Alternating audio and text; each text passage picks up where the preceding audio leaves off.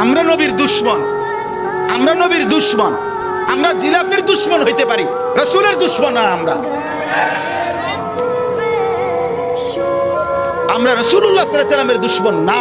প্রয়োজনে যদি বলে রাজপথে, প্রয়োজনে যদি খোলা ময়দানে নবী প্রেমের জন্য তুমি কোন প্রমাণ দিতে হয়, কোন মহব্বত দেখাইতে হয় তুমি বলো, আমরা কওমির লক্ষ লক্ষ আলেম দেখাবো রাসূল প্রেমের কোন নমুনা দেখাইতে হবে। তুমি বলো কি করতে হবে, বলো নবীর প্রেমে কি করতে হবে কও। রাসূলুল্লাহ সাল্লাল্লাহু আলাইহি ওয়াসাল্লামের মহব্বতে কি দেখাইতে হবে সেটা বলো। রাসূলুল্লাহ সাল্লাল্লাহু আলাইহি ওয়াসাল্লামের মহব্বতে যদি বলেন দাড়ি রাখতে হবে, আমরা দাড়ি রাখি না। রাসূলুল্লাহ সাল্লাল্লাহু আলাইহি ওয়াসাল্লামের মহব্বতে যদি বলেন মেসওয়াক করতে হবে, আমরা মেসওয়াক করি না। রাসূলুল্লাহ সাল্লাল্লাহু আলাইহি ওয়াসাল্লামের মহব্বতে দস্তরখান বিছাইতে হবে, আমরা দস্তরখান বিছাই না।